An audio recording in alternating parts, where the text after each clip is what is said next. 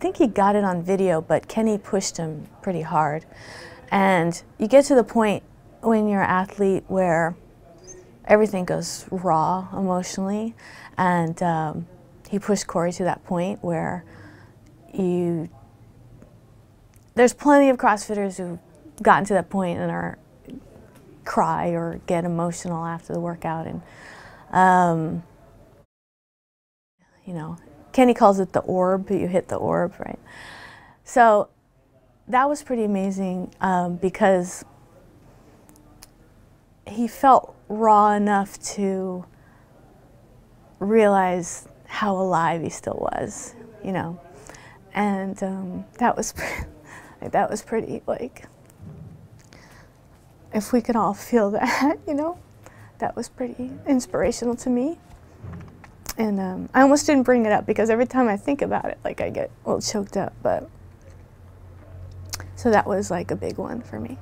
The whole experience of working with Corey in that way of kind of like knowing he doesn't have any sight, so he trusts us. And then the experiment, or not experiment, but the practice and where we blindfolded ourselves and he guided us, that was the time that I was like, oh, trust. Like, we would run with him out on the sidewalk with his hand on the shoulder, and I was like, okay, I was like, there's a bump, learning I'm a little too descriptive. And then when it switched roles and he was guiding us, I was like, oh, this is what it feels like. And the music in the gym, I'm like, this is too loud, like, turn it down. So definitely gave me a good idea and a good feel of like what it felt like a little bit to have, you know, senses altered.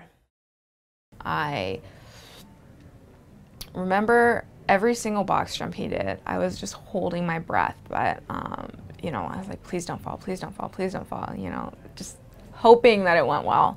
And he did great. He's such a natural athlete, you know, like, and he's, it came across to me that he, you know, he's been blind for years now, and so he's got it down, you know, he's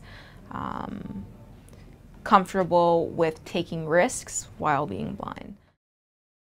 The first time I walked in and saw Corey doing box jumps, doing double unders, those are complicated, difficult movements for most people.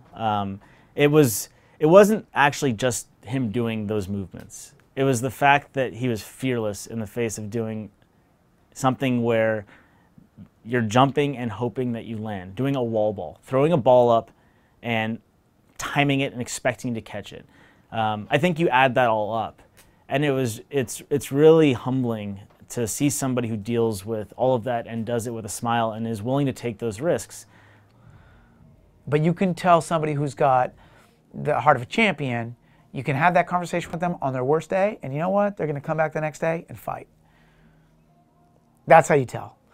You know, and that's what I know about Corey.